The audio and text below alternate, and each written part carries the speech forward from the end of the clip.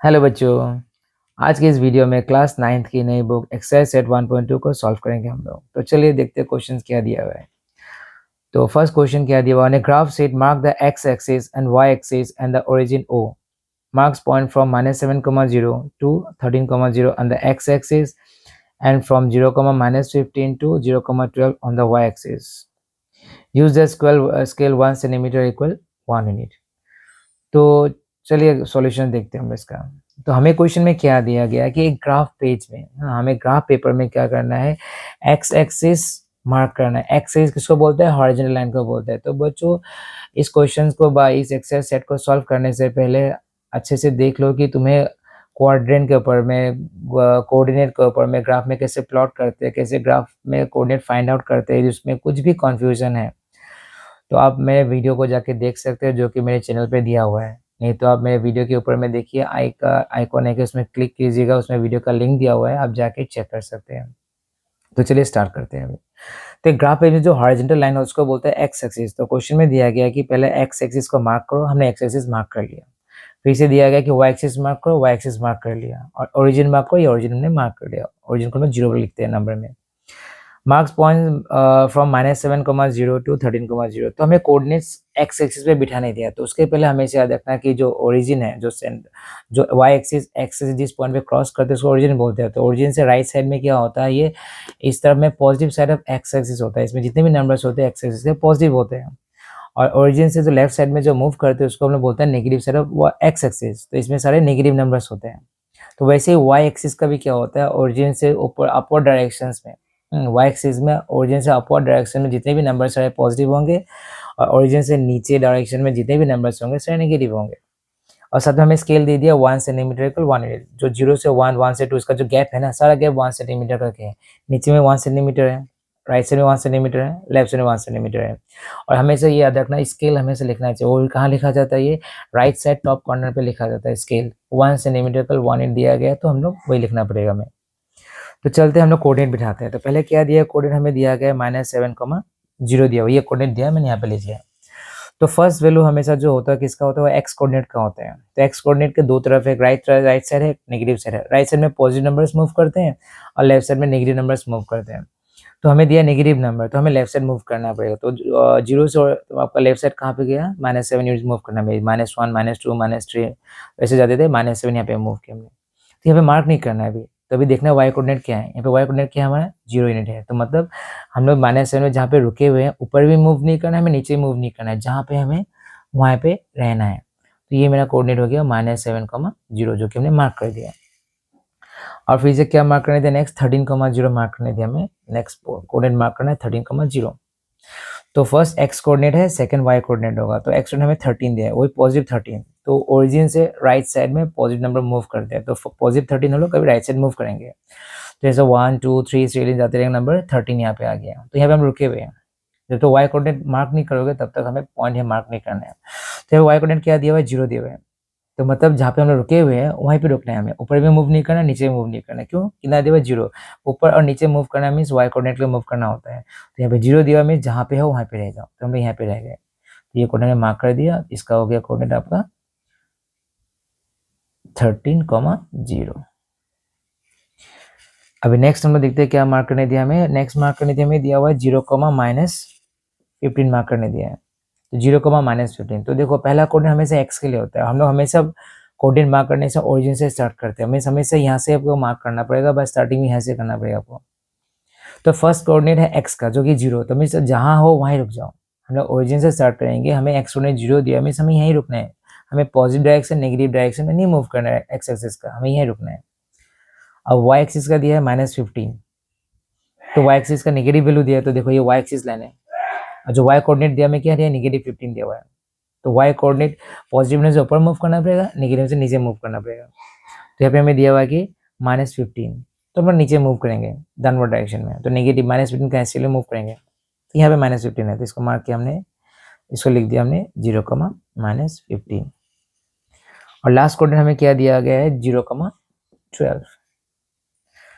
तो first coordinate हमेशा first से स्टार्ट करते हैं, एक्स कोऑर्डिनेट है, जो कि एक्स कोऑर्डिनेट क्या है, 0। मतलब हमें राइट साइड में मूव नहीं करना, लेफ्ट साइड में मूव नहीं करना। Right side positive, left side negative हो गया। तो हमें एक्स कोऑर्डिनेट 0 दिया, हमें यहाँ पे रुके हुए हैं। वाई कोऑर्डिनेट किया दिया 12, तो Y coordinate means Y axis line पे भी देखना पड़ेगा क्योंकि हमें वाई एक्सिस पे रुके अभी। तो अभी वाई कोऑर्डिनेट क्या है 12, वही पॉजिटिव 12, तो पॉजिटिव ओरिजिन से ऊपर में जाने से वाई कोऑर्डिनेट पॉजिटिव होता है, नीचे आने से वाई कोऑर्डिनेट नेगेटिव होता है। तो पॉजिटिव 12 दिया तो हमें ऊपर मूव करना है, तो यहाँ से पॉजिटिव वैल्यू ऊपर 12 कहाँ पे, यहाँ पे है, इसे मार्क करके हम लिख सकते हैं क्या 0,12। तो क्वेश्चन का हेडिंग हमने कर लिया अभी। तो चलो नेक्स्ट क्वेश्चन देखते हैं, नंबर 1। क्वेश्चन 1 दिया हुआ है कि place Riyan's rectangular study table with 3 of his feet at the points 8,9, 11,9 and 11,7। तो हमें ये 3 कोऑर्डिनेट्स का पॉइंट बिठाना है और साथ ही साथ क्वेश्चन 1 का 1 दिया हुआ है कि where will the fourth foot of the table be. तो सॉल्यूशन देखते हैं। तो हमें इस फिगर में रियान्स का स्टडी टेबल का कोऑर्डिनेट हमें प्लॉट करना है और इस डायग्राम के बारे में हम लोग प्रीवियस एक्सरसाइज में डिटेल्स में डिस्कस कर चुके हैं। तो इस क्वेश्चंस में इस वीडियो में मैं इस डायग्राम के बारे में इतना डिस्कस नहीं करूँगा, आप वो वीडियो जाके देख सकते हैं। तो अभी हम लोग क्या करते हैं, उसका रियान्स का स्टडी टेबल का जो कोऑर्डिनेट्स दिया हुआ है उस कोऑर्डिनेट्स को पुट करते हैं। तो फर्स्ट कोऑर्डिनेट क्या दिया हुआ है 8,9 दिया हुआ है, तो 8,9 मैं लिख लेता हूँ यहाँ पे 8,9। तो फर्स्ट जो कोऑर्डिनेट है वो एक्स कोऑर्डिनेट है और सेकंड कोऑर्डिनेट वाई कोऑर्डिनेट है। तो हमें पता है जो ओरिजिन है, ओरिजिन से राइट साइड मूव करने से पॉजिटिव साइड एक्स एक्सिस होता है और नेगेटिव साइड ये एक्स एक्सिस जो लेफ्ट साइड में है एक्स का एक्सिस का। तो अभी ओरिजिन का लेफ्ट साइड में ये हो गया नेगेटिव कोऑर्डिनेट। तो हमें भी दिया है पॉजिटिव कोऑर्डिनेट दिया हुआ है एक्स कोऑर्डिनेट का पॉजिटिव वैल्यू, जो कि हमें ओरिजिन से राइट साइड मूव करना है। तो ओरिजिन राइट साइड मूव किया हम लोग प्लस 8 यहाँ पे रुके हुए हैं। पॉजिटिव 9 दिया हुआ है, तो ये पॉजिटिव क्या है वाई कोऑर्डिनेट है। तो वाई कोऑर्डिनेट हम लोग क्या होता है, जो ओरिजिन होता है ना उससे अपवर्ड डायरेक्शन मूव करने से वाई कोऑर्डिनेट पॉजिटिव मूव करता है, जो कि वाई एक्सिस का पॉजिटिव डायरेक्शन है। तो हम लोग 8 पे आके रुके, तो 8 से हम लोग पॉजिटिव डायरेक्शन में पॉजिटिव 9 मूव करना है तो वाई कोऑर्डिनेट, तो यहाँ से वर्टिकल पोजीशन में पॉजिटिव 9 मूव करना पड़ेगा। तो ये इसका स्ट्रेट दे लेना, यहाँ पे कम से कम लगभग इतना होगा, आप लोग स्केल से अच्छे से कीजिएगा। तो ये मेरा कोऑर्डिनेट हो गया 8,9। तो फर्स्ट कोऑर्डिनेट प्लॉट कर लिया हमने। सेकंड कोऑर्डिनेट क्या दिया हुआ है 11,9 दिया हुआ है। तो फर्स्ट कोऑर्डिनेट हो गया एक्स कोऑर्डिनेट और सेकंड कोऑर्डिनेट हो गया वाई कोऑर्डिनेट। तो एक्स एक्सिस से पॉजिटिव दिया है तो ओरिजिन से हम लोग राइट साइड मूव करेंगे। तो एक्स एक्सिस पे राइट साइड मूव किया +11, ये रहा, ये है +11।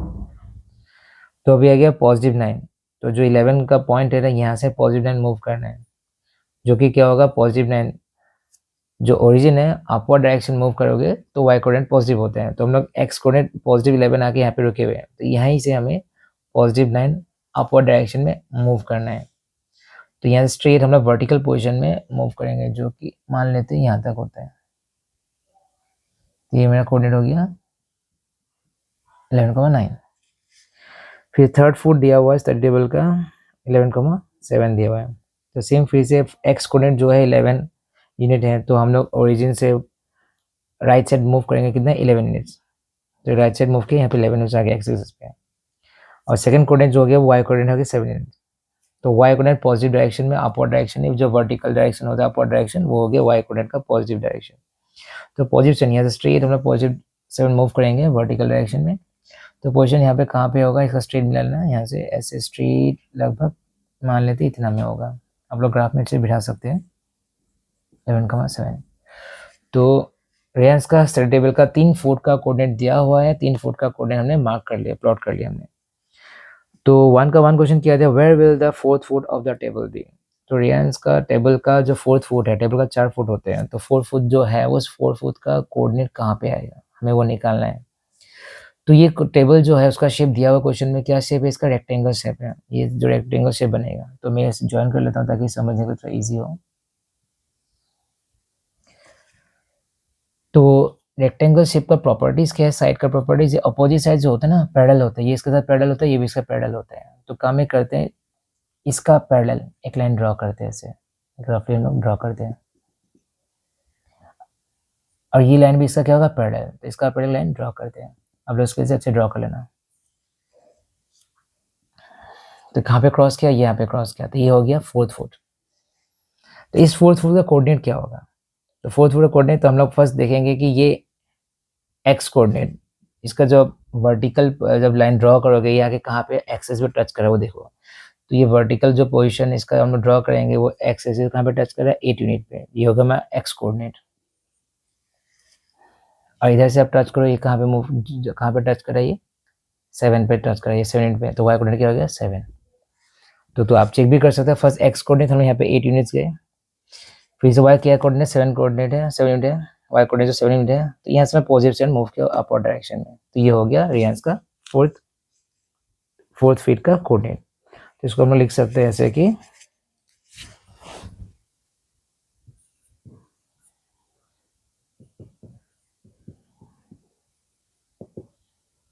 The coordinate of the fourth of the table is 8,7। तो ये हो गया। तो चलिए नेक्स्ट क्वेश्चन देखते हैं, नंबर 2, 1 का नंबर 2। तो नंबर 2 पे क्वेश्चन में क्या दिया हुआ है, is this is a good spot for the table. तो सॉल्यूशन देखते हैं। तो हमें पूछा गया ये जो स्टडी टेबल का जो स्पॉट है इस रूम के अंदर में, स्टडी टेबल जहाँ पे रखा हुआ है वो अच्छा स्पॉट है या इसके अलावा दूसरा कोई एक स्पॉट है। तो इसके आइडियाज़ व सजेशन सबके वेरी करेंगे, सबके अलग अलग होंगे। आपको जैसा लगता है आप अपने हिसाब से बना के लिख सकते हैं। तो नॉर्मली हम जब स्टडी टेबल रखते हैं, हम देखते हैं क्या है कि जहाँ पे भी स्टडी टेबल रखेंगे उसके चारों तरफ से फ्रीली हम मूव कर सकते हैं। कहीं भी यदि कॉर्नर पे यदि आप वॉल पे लगा दोगे तो प्रॉब्लम क्या होगा, कभी कुछ गिर जाए, पेंसिल इरेजर गिर जाने से आप लोग फ्रीली वहाँ पे जाके ला नहीं सकते हो, प्रॉब्लम हो जाएगा। तो इसलिए चारों तरफ उसका फ्रीली मूव करने वाला होना चाहिए, ताकि स्टडी टेबल के आसपास कुछ भी गिरे हम लोग पिक कर सकते हैं। और कोई भी डोर खोलने से व विंडो को ही आके स्टक नहीं करना चाहिए। तो यहाँ पे डोर से टकरा भी नहीं रहे हैं, डोर से काफ़ी दूरी पे हैं, तो हम लोग ये स्टडी टेबल को अच्छा स्पॉट बोल सकते हैं। तो इसका आंसर हो गया, हम लोग लिख सकते हैं इसका answer yes, this is a good spot because there is enough space to move around it freely। तो आपको कुछ दूसरा कुछ आइडियाज है, बस सजेशन है, आप लिख सकते हैं आंसर पे। इस पे आप लोगों को खुद का सजेशन डालने के लिए दिया हो गया है। तो नेक्स्ट क्वेश्चन देखते हैं अभी। तो नेक्स्ट 1 का नंबर 3 दिया हुआ है कि what is the wide of the table. हमें टेबल का वाइड निकालना है। उसके बाद दिया द लेंथ भी निकालना है। Can you make out the height of the table. हमें पूछा है कि इसका हाइट क्या होगा। तो फर्स्ट हम इसका वाइड निकालते हैं। चलो सॉल्यूशन देखते हैं। तो इसका जो टेबल है, जो स्टडी टेबल है, इसका वाइड निकालना है, इसका चौड़ाई निकालना है हमें। तो इसका चौड़ाई कैसे निकालेंगे, तो इसको हम लोग वाइड जो ब्रेथ है ब्रेथ बोलते हैं। तो ये जो ब्रेथ है इस ग्राफ के लिए क्या है, वर्टिकल पोजीशन है। तो इस ग्राफ का जो वर्टिकल पोजीशन है, वर्टिकल लाइन, इसको क्या बोलते हैं हम लोग, वाई एक्सिस लाइन बोलते हैं। तो पहले वीडियो हम लोग वीडियोस में डिस्कस कर चुके हैं, जब भी वर्टिकल पोजीशन निकालने दे या वर्टिकल हाइट निकालने दे, हम लोग क्या करते हैं, वाई कोऑर्डिनेट को माइनस करते हैं, क्योंकि vertical line Y axis represent करता है। तो जब वर्टिकल डिस्टेंस निकालने दे तो हम लोग क्या करेंगे, उसके वाई कोऑर्डिनेट को माइनस कर देंगे। तो इसको भी क्या होगा आंसर इसका,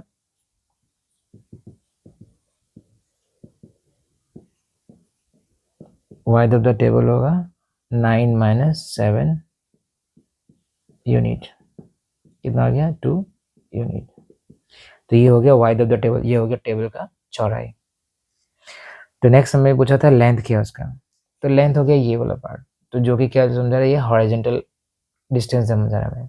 तो ये हॉरिजॉन्टल डिस्टेंस में निकालना है। तो हॉरिजॉन्टल लाइन कौन रिप्रेजेंट करता है, एक्स एक्सिस। और जब भी हॉरिजॉन्टल डिस्टेंस ग्राफ में निकालने दे तो हमेशा एक्स कोऑर्डिनेट को माइनस कर लेना, तो आंसर आ जाएगा।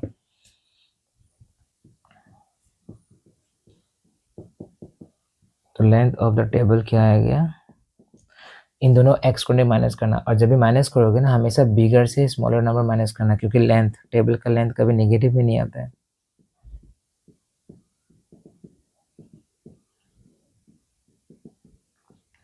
उसी का थर्ड पार्ट क्या दिया था, can you make out the height of the table. तो इसमें हम लोग हाइट निकाल नहीं सकते, क्योंकि जो इन्फॉर्मेशन दिया गया है वो 2 डायमेंशन का दिया हुआ है। और 2 डायमेंशन शेप का हम लोग हाइट देख के नहीं निकाल सकते, उसका कुछ इन्फॉर्मेशन दिया नहीं है, हमें कुछ भी हिंट दिया हुआ नहीं है। तो क्वेश्चन इनकम्प्लीट है इन्फॉर्मेशन, ताकि इसका हम लोग हाइट निकाल सके, क्योंकि ये 2D शेप है, 2D शेप का हम लोग हाइट नहीं निकाल सकते हैं। तो हम लोग क्या लिख देंगे,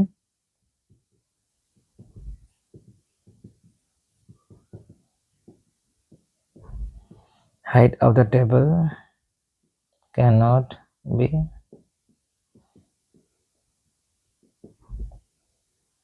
determined because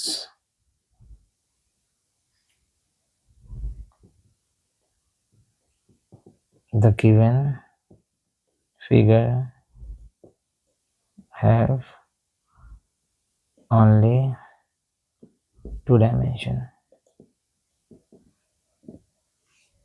तो ये क्वेश्चन कंप्लीट हो गया। तो नेक्स्ट क्वेश्चन नंबर 2 देखते हैं। क्वेश्चन 2 दिया हुआ है कि if the bathroom door has a hinge at B1 and opens into the bedroom, will it hit the wardrobe? Are there any changes you would suggest if the door is made wider? तो इसमें question क्या दिया हुआ है, जो solution देखते हैं हम लोग अभी। जो बाथरूम डोर है, ये बाथरूम डोर कौन है, B1 B2, ये बाथरूम डोर है। तो बाथरूम डोर में क्या हिंज लगा हुआ है, जो हिंज होता है ना, तो उसको नॉर्मली हम लोग, नॉर्मल हिंदी में हम लोग क्या बोलते हैं, उसको कब्जा बोलते हैं, डोर का कब्जा। वो क्या करता है, डोर को फ्रीली मूव करता है, मूव करने में मदद करता है फ्रीली। तो B1 B2 तो कहीं पे हिंज लगा हुआ है, B1 पे हिंज, यहाँ पे हिंज लगा हुआ है, मीन्स यहाँ पॉइंट फिक्स है, यहाँ पे डोर आपका मूव करेगा ऐसे। एंड ओपन टू बेडरूम, तो ये जो डोर है यहाँ पे, ये जो डोर है, ये डोर अंदर के बेडरूम की तरफ में खुलेगा। तो यदि बेडरूम की तरफ में खुलेगा, will it hit the wardrobe, तो ये जो डोर है, ये डोर आके वार्डरोब पे यहाँ पे हिट करेगा क्या, तो हमें वो निकालना है। तो हम लोग कैसे निकालेंगे, पहले इस डोर का वाइड निकाल लेंगे कि कितना चौड़ाई है, उसका इसका गैप निकालेंगे, ये कितना चौड़ा है। यदि इसका चौड़ा ज़्यादा है, इसका चौड़ा कम है, तो हिट कर जाएगा। तो इसका गैप कम है तो आके ये डोर आके हिट कर देगा। इसका गैप ज़्यादा है और डोर का चौड़ाई कम है, तो ये ईजिली मूव कर सकेगा। तो पहले हम लोग निकाल लेते हैं, जो B1 B2 का जो बाथरूम डोर है उसका वाइड कितना है। तो कोऑर्डिनेट हम लिख लेते हैं अभी। जो B1 है उसका कोऑर्डिनेट कितना दिया हुआ है, 0,1.5 दिया हुआ है। जो B2 है उसका कोऑर्डिनेट दिया हुआ है 0,4। अब wide of the bathroom door निकाल लेते हैं।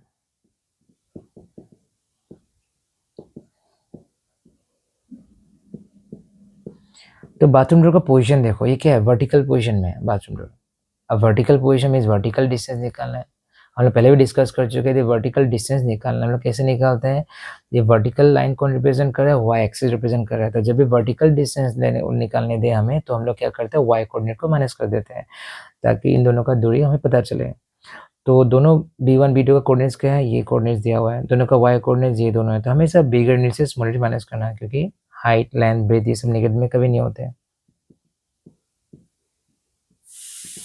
तो 4 से 1 पॉइंट में कैसे माइनस करते हैं, तो देखिए 1 के इस नंबर पे डेसिमल नंबर पॉइंट है, पॉइंट के बाद एक डिजिट है, तो जो 4 है ना, 4 के साथ पॉइंट मीन्स पॉइंट के बाद में क्या है, एक जीरो है। यहाँ पे 1.5 आ गया, माइनस करते हैं, 10 - 5 आ गया, 3 - 1 2.5 यूनिट। तो इस बाथरूम डोर का वाइड हमें मिल गया। तो चौड़ाई कितना है, 2.5 यूनिट। तो अभी हम लोग देखते हैं जो वार्डरोब है, ये जो बाथरूम डोर आके वार्डरोब में स्ट्रक करेगा कि नहीं, इसे हिट करेगा कि नहीं, हमें वो निकालना है। तो जो वार्डरोब का स्टार्टिंग पॉइंट W1 है इस वाल की तरफ से, तो W1 का कोऑर्डिनेट क्या है वो लिख लेते हैं।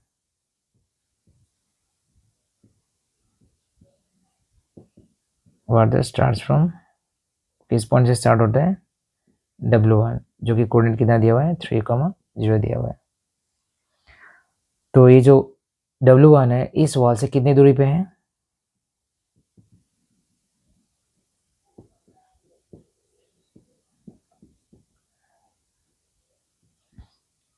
तो हमने भी लिखा कि distance of W1 from origin equal. तो देखो ये वॉल से इस वार्डरोब W1 के पॉइंट तक कितने गैप है, तो डिस्टेंस की हॉरिजॉन्टल डिस्टेंस है ना, तो एक्सपोनेंट माइनस होता है, तो मतलब 3 माइनस जो है 3 होगा, तो डायरेक्ट में 3 लिख सकते हैं, 3 यूनिट। तो मतलब इस वॉल से ये वार्डरोब का दूरी कितना है, 3 यूनिट है। तो यदि इसका नियरेस्ट पॉइंट लेने जाए, तो ये बाथरूम डोर जो है ये आके खुलेगा कहाँ पे, इस पॉइंट के आसपास कहीं पे खुलेगा, तो इसका डिस्टेंस भी कितना होगा, इसका डिस्टेंस 3 यूनिट है, तो इसका भी डिस्टेंस कितना होगा, 3 यूनिट ही होगा। तो इसको ऐसे लिख सकते हैं, so the nearest point of wardrobe from hinge at B1 is 3 unit. तो पता चल गया आपको। तो ये जो बाथरूम डोर था, जो कि यहाँ से यहाँ तक था बाथरूम डोर, इसकी चौड़ाई कितना था, इसकी चौड़ाई है 2.5 यूनिट, और ये वॉल से वार्डरोब की दूरी कितना है, 3 यूनिट है। तो ये डोर फ्रीली मूव करेगा, कि इसके गैप ज़्यादा है तो ये आराम से इसके बीच गैप में आ जाएगा, तो इसको हिट नहीं करेगा वार्डरोब को। तो फिनिशिंग में लिख सकते हैं कि hence door will not hit wardrobe because